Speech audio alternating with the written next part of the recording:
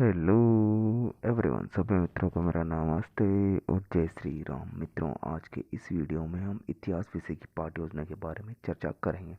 तो चलिए शुरू करते हैं आज के इस वीडियो को। सबसे पहले जो आपकी दैनिक पाठ्य योजना डायरी है, उसके ऊपर ही ऊपर आपको पाठ्य योजना का क्रमांक लगा लेना है, जो भी आपकी पाठ्य योजना का क्रमांक है। उसके पश्चात में आपका जिस विद्यालय बीएड या बीएसटीसी का प्रशिक्षण प्रोग्राम चल रहा है, उस विद्यालय का आपको नाम लिख देना है। या जिस विद्यालय में आपका लेसन प्लान आप तैयार कर रहे हैं, उस विद्यालय का आप नाम लिख दीजिए।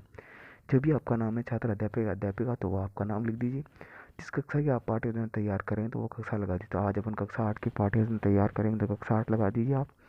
विषय हो जाएगा आपका इतिहास विषय। आज का जो अपना प्रकरण है वो है जहांगीर। तो जहांगीर प्रकरण के ऊपर आज अपन पाठ्य योजना तैयार करेंगे। मित्रों, उसके पश्चात आपको जिस क्लास में आप पाठ्य योजना तैयार करेंगे, वो क्लास और जिस दिनांक को बना रहे वो दिनांक, और आपकी समय अवधि हो जाएगी 30 मिनट। मित्रों, आपको अन्य विषय संबंधित पाठ्य योजना की आवश्यकता हो तो प्लीज़ हमारे चैनल को सब्सक्राइब करें और हमारे चैनल के पेज पे जाएं। वहाँ पर आपको प्लेलिस्ट मिलेगी। प्लेलिस्ट के अंदर आपको इतिहास विषय एवं अन्य विषय संबंधित पाठ्य योजना वहाँ पर उपलब्ध हो जाएगी। मित्रों, इसके पश्चात में आपको हेडिंग लगा लेनी शिक्षण के उद्देश्य। तो हेडिंग लगा लीजिए शिक्षण के उद्देश्य। शिक्षण के उद्देश्य हेडिंग लगाने के पश्चात में आपको 3 कॉलम बना लें। पहला है क्रम संख्या, दूसरा है शिक्षण उद्देश्य और तीसरा है अपेक्षित व्यवहारगत परिवर्तन। 3 कॉलम बनाने के पश्चात में लिखिए। लिखने से पहले थोड़ा समझ लीजिए शिक्षण के उद्देश्य होते क्या है। शिक्षण के उद्देश्य तात्पर्य ये है कि छात्र, अध्यापक और शिक्षक द्वारा जब शिक्षण कराया जाता है तो इस शिक्षण से बच्चे के अंदर क्या परिवर्तन आएगा, या छात्र, अध्यापक और शिक्षक ये शिक्षण कराकर बच्चे में क्या परिवर्तन लाना चाह रहे हैं, वो एक शिक्षण के क्या होते हैं, उद्देश्य हो जाते हैं। जैसे पहला शिक्षण का उद्देश्य है ज्ञानात्मक।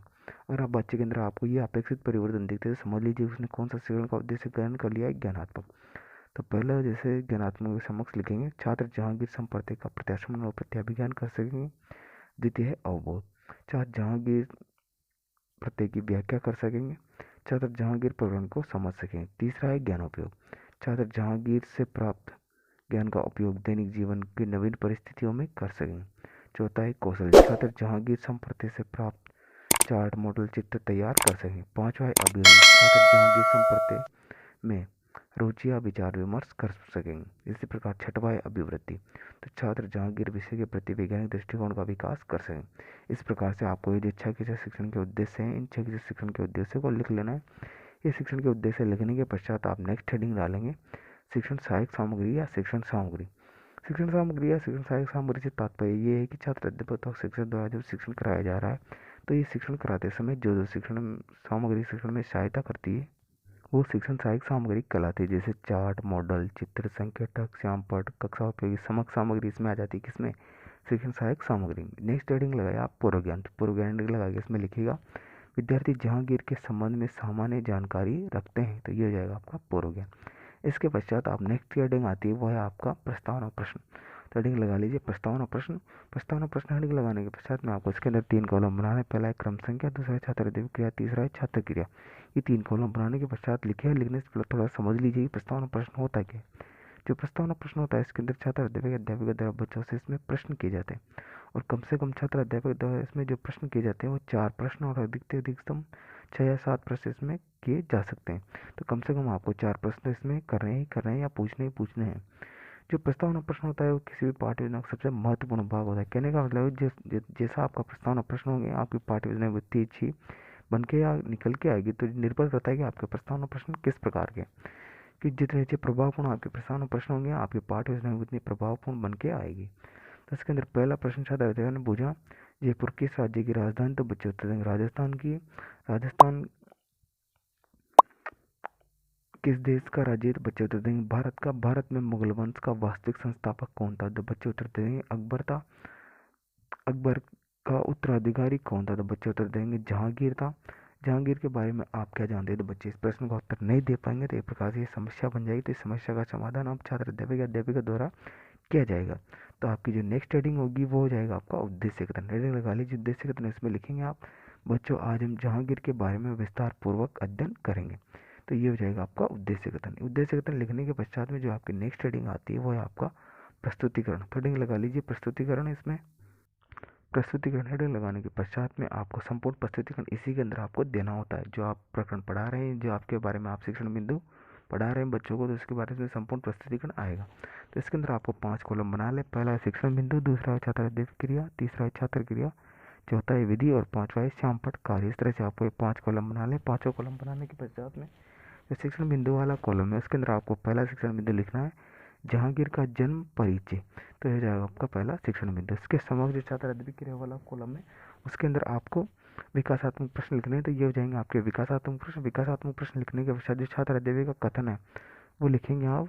तो छात्र अध्ययन कथन लिखिएगा। इसके अंदर जहांगीर का जन्म 30 अगस्त 1569 ईस्वी को राजा भारमल की पुत्री जोधाबाई से हुआ था। शेख सलीम चिश्ती के आशीर्वाद से इसका जन्म हुआ। इस कारण इसका नाम मोहम्मद सलीम रखा गया। सलीम का राज्याभिषेक 1605 ईस्वी में आगरा के किले में हुआ। सलीम को मोहम्मद अजहरुद्दीन बादशाह के रूप में गद्दी पर बैठा। तो छात्र अध्ययन क्रिया वाले कॉलम में आप लिखेंगे ये वाली सारी चीज़। छात्र ध्यान पूर्वक सुनेंगे। छात्र क्रिया में विधि जाएगी आपकी व्याख्यान विधि जो श्यामपट कार्य। इसके जो महत्वपूर्ण बिंदु है उनको आप श्यामपट कार्य के अंदर लिख सकते हैं। इसके पश्चात नेक्स्ट हेडिंग हो जाएगा आपके बोध प्रश्न।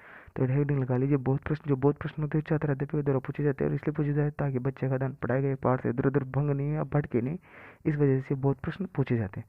तो आपको ये बोध प्रश्न लिख लेने इस प्रकार जो मैंने बोध प्रश्न लिखा है। इसके पश्चात आपको अगले पेज पर फिर से वही 5 कॉलम बना लें। शिक्षण बिंदु, छात्र अध्ययन क्रिया, छात्र क्रिया विधि और सहायक सामग्री या श्यामपट कार्य आप लिख सकते हैं। सहायक सामग्री का नहीं बनाए तो ये 5 कॉलम का आप बना लेना। ये पांचों कॉलम बनाने के पश्चात में जो शिक्षण बिंदु वाला कॉलम है इसके अंदर आपको द्वितीय शिक्षण बिंदु लिख रहा है जहांगीर का शासनकाल। तो ये जाएगा आपका द्वितीय शिक्षण बिंदु। इसके समक्ष जो विकासात्मक प्रश्न है, जो विकासात्मक प्रश्न आप लिख लीजिएगा। ये विकासात्मक प्रश्न लिखने के पश्चात में जो छात्र अध्ययन का कथन है तो उसके लिखेंगे। तो छात्र अध्ययन कथन में 1606 ईस्वी में जहांगीर के पुत्र खुसरो ने विद्रोह कर दिया था। जहांगीर ने खुसरो के विद्रोह करने पर उसे अंधा कर दिया। मई 1611 ईस्वी में जहांगीर ने मेहरुन्निसा नामक विधवा से विवाह करके से नूरमहल की उपाधि दी। वह बाद में नूर ए जहां के नाम से प्रसिद्ध हुई। 1621 ईस्वी में नूरजहां की मां अस्मत बेगम ने गुलाब से इत्र बनाने की विधि की खोज की। तो ये हो जाएगा आपका छात्र अध्ययन का दिया गया प्रस्तुतिकरण। छात्र क्रिया में आप लिखेंगे। छात्र ध्यान पूर्वक सुनेंगे। विधि जाएगी आपकी व्याख्यान विधि और जो श्यामपट कार्य जो मैंने छात्र अध्ययन कथन लिखा इसमें आप महत्वपूर्ण बिंदु को श्यामपट कार्य के अंदर ब्लैक चार्ट लगा के इसमें लिख लीजिए। इसके पश्चात नेक्स्ट हेडिंग आती है आपके बोध प्रश्न। जो बोध प्रश्न होते हैं मैंने पहले बताया था किसके द्वारा पूछे जाते हैं क्यों पूछे जाते हैं। तो आप ये बोध प्रश्न लिख लीजिए। ये बोध प्रश्न लिखने के पश्चात में जो आपकी अगले पेज पर फिर वही से 5 कॉलम बना लें। शिक्षण बिंदु, छात्र अध्ययन क्रिया, छात्र क्रिया विधि और श्यामपट कार्य। इस तरह से 5 कॉलम बना लिए। 5 कॉलम बनाने के पश्चात में शिक्षण बिंदु वाला कॉलम इसके अंदर आपको तृतीय शिक्षण बिंदु लिखना है जहांगीर के शासनकाल में विदेशी यात्री एवं मृत्यु। तो ये हो जाएगा आपका तृतीय शिक्षण बिंदु। तो छात्र अध्ययन क्रिया में आप विकासात्मक प्रश्न लिख लीजिए। जब मैंने विकासात्मक प्रश्न लिखा है, विकासात्मक प्रश्न लिखने के पश्चात में जो छात्र अध्ययन का कथन है इसके अंदर आप छात्र अध्ययन कथन लिखेंगे। तो छात्र अध्ययन कथन लिखिए यहाँ से। जहांगीर के शासन में विलियम हॉकिंस जो 1608 में आया, विलियम फ्रिंक्स जो 1608 में आया, ये भी सर टॉमस रो ये 1615 में आया, एडवर्ड हेरी ये भी 1616 में यूरोपीय यात्री आए। जहांगीर ने 10 जनवरी 1616 को अंग्रेजी दूत सर टॉमस रोज से अजमेर में मुलाकात कर ईस्ट इंडिया कंपनी को भारत में व्यापार करने की अनुमति दी। जहांगीर न्याय की जंजीर के लिए विख्यात था। 7 नवंबर 1627 ईस्वी को भीमवार में जहांगीर की मृत्यु हो गई एवं शाहदरा लाहौर में रावी नदी के किनारे जहांगीर को दफनाया गया। तो ये हो जाएगा छात्र अध्ययन का दिया गया प्रस्तुतिकरण। छात्र क्रिया में आप लिखेंगे। छात्र ध्यान पूर्वक सुनेंगे। विधि जाएगी आपकी व्याख्यान विधि। जो श्यामपट कार्य इसके जो महत्वपूर्ण बिंदु लिखा है मैंने उसको आप यहाँ से लिख लीजिए। जो बोध प्रश्न होते हैं, जो बोध प्रश्न मैंने पहले ही बता दिया किसके द्वारा पूछे जाते हैं क्यों पूछे, फिर भी बता दिया। जो बोध प्रश्न होते हैं छात्र अध्यापक के द्वारा पूछे जाते इसलिए पूछे जाता है कि बच्चे का ध्यान इधर उधर पाठ से भटके नहीं। मित्रों इस प्रकार से जो आपकी पाठ्य योजना है वो यहीं पे समाप्त होती है, लेकिन उससे पहले आपको हेडिंग लगा लेनी मूल्यांकन प्रश्न। तो हेडिंग लगा लीजिए मूल्यांकन प्रश्न। जो मूल्यांकन प्रश्न के बारे में थोड़ी सामान्य जानकारी ले लीजिए कि मूल्यांकन प्रश्न किसके द्वारा पूछे जाते हैं और क्यों पूछे जाते हैं। जो मूल्यांकन प्रश्न होते हैं छात्र अध्यापक के द्वारा पूछे जाते हैं और इसलिए पूछे जाते हैं ताकि जो उसने बच्चों को पाठ पढ़ाया है जिसके बारे में शिक्षण कराया है वो बच्चों ने सीखा है या नहीं सीखा है या कितना सीखा है, इस बारे में जानने के लिए प्रतिपुष्टि या फीडबैक लेने के छात्र अध्यापक के द्वारा ये मूल्यांकन प्रश्न किए जा सकते हैं। जो मूल्यांकन प्रश्न होते हैं छात्र अध्यापक के द्वारा किसी भी प्रकार के बनाए जा सकते हैं। जरूरी नहीं जो मैंने बनाया उसी प्रकार से आप भी बनाए, लेकिन आप किसी भी प्रकार के बना सकते हैं जैसे लघुतरात्मक, अति लघुतरात्मक, निबंधात्मक, रिक्त स्थान वाले, सत्य सत्य वाले, किसी भी प्रकार के आप प्रश्न बना सकते हैं। आपका एक ही उद्देश्य है बच्चों का मूल्यांकन करना। इस प्रकार से आप ये सारे प्रश्नों को लिख लीजिए। प्रश्न लिखने के पश्चात जो आपकी नेक्स्ट मीटिंग आती है वो है आपका गृह कार्य। बच्चों को आप गृह कार्य दे दीजिए। गृह कार्य ऐसा दीजिए जिस घटना के स्तर से आपने बच्चों को पढ़ाया है या अध्ययन करवाया है, उस घटना के स्तर को ध्यान में रखते हुए बच्चों को गृह कार्य दे दीजिए, ताकि बच्चे घर पे जाके आसानी से गृह कार्य कर सके। मित्रों, आशा करता हूँ कि आपको वीडियो अच्छा लगा होगा, तो प्लीज़ वीडियो को लाइक करें, शेयर करें और चैनल को सब्सक्राइब करना ना भूलें। फेसबुक पर देख रहे तो मैं फॉलो जरूर करें और वीडियो को लाइक जरूर करें। मित्रों, जय हिंद, जय भारत। Thanks for watching.